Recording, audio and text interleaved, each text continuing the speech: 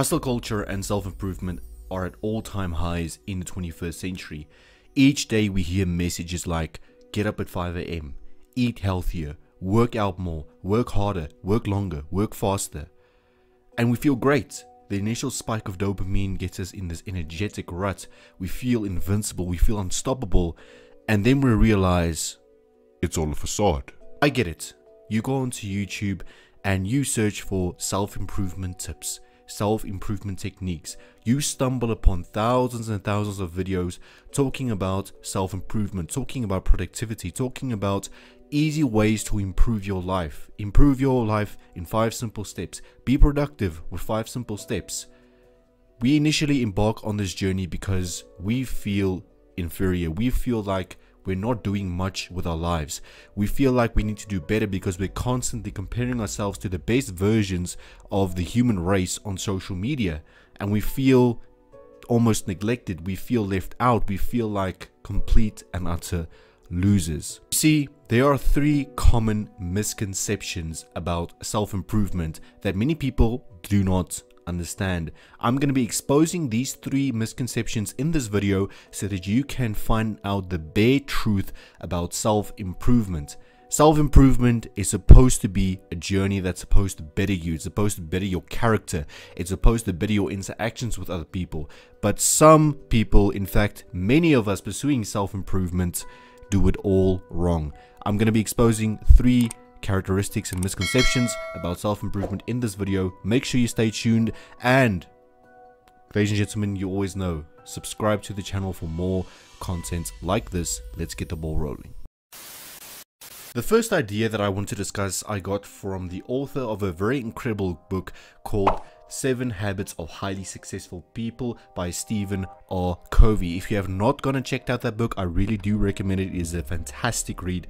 But in this book, he discusses personality versus character habits.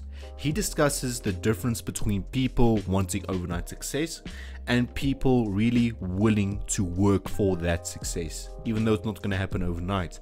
Many of us, especially in the 21st century, feel like success should come immediately. As soon as we start embarking on this self-improvement journey, we start journaling, we start reading more, we start exercising, and we feel incredible because dopamine is being released into our brain, and that is what's giving us that feel-good sensation. Soon we discover it wears off, and we're left back at square one. Many people are under an illusion when it comes to self-improvement. They feel like, okay, I'm gonna make a to-do list, I'm gonna read 1 book a month, and essentially you feel like you've made all this progress. You made a to-do list, you've set your goals for yourself, but actually you've made no progress.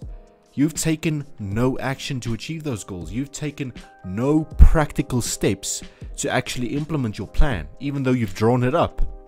And I believe this is something called action faking or something along the lines of that.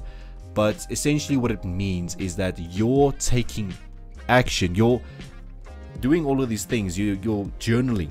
You're creating a to-do list. You're organizing your calendar. And then you call it a day's work. That is not progress. You're still stuck at square one, and you've yet to take the next step. People try and change their personality characteristics to achieve long-term success. And unfortunately, self-improvement is a matter of improving your character traits. It's a matter of improving your integrity, your honesty, your discipline, your consistency, which all form parts of who you are, form parts of your character. But your personality is a quick fix that many people try and plaster on and believe it's going to work. Mindset hacks, positive thinking, etc, etc. People try and use those quick fixes and expect long-term results, and at the end they're extremely disappointed. The second misconception I'd like to talk about is called the role of circumstances. Don't get me wrong, I know a lot of famous people, including the likes of the man there on the poster at the back, who came from absolutely nothing and made it to ultimate stardom. People who had nothing in life building millions and billions of dollars in wealth. It is possible, but be realistic. Your circumstances will have an influence on your self-improvement journey. A lot of people think there's a magic pill. They scroll onto YouTube, they scroll onto Google, they search how to improve myself, how to be more productive, how to start reading more. And let's not get it twisted. Some of the advice is pretty good, but it's only temporary. It works temporarily. It works for a few weeks, and then these people lose the motivation, they lose the temporary dopamine rush, they lose the drive for self-improvement, and they end up back at square one. That is because of a lack of discipline and consistency. Remember in point number 1, we talked about character and we talked about personality. It is because their character is lacking. They do not have integrity. They do not have discipline. They do not have consistency integrated into them.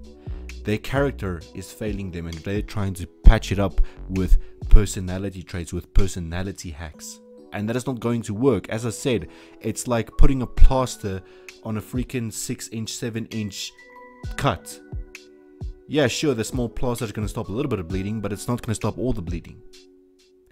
You need to address your character. You need to start doing some introspection if you really want longer term success.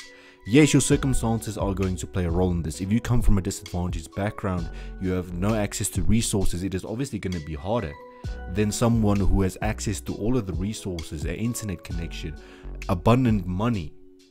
That self-improvement is going to be a breeze for them. But for someone who comes from a disadvantaged background, you're going to have to graft. You're going to have to work 100 times harder than that person. But in the end of the day, it's going to be more fulfilling for someone like that to escape their situation than it's going to be for a person who's middle class to escape their situation. It is what it is. Ladies and gentlemen, make sure that you pay attention to your circumstances and don't beat yourself up about it. Some of us are born into great circumstances. Some of us come from very disadvantaged background. But at the end of the day, if you're willing to put in the work to really change yourself, that's all that counts.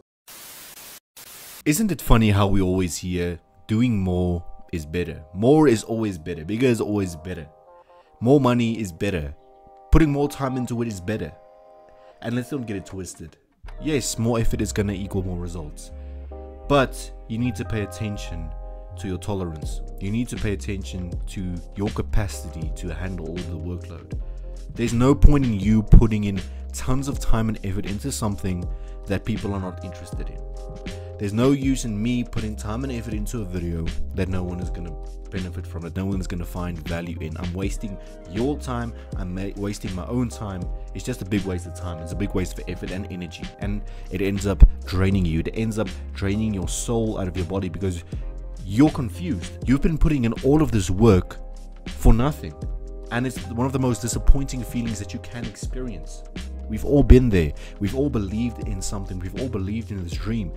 We took action to achieve it. We made it a reality, and then at the end of the day, people just weren't interested. It didn't spike. It didn't catch any attention, and you end up feeling like it's the end of the world.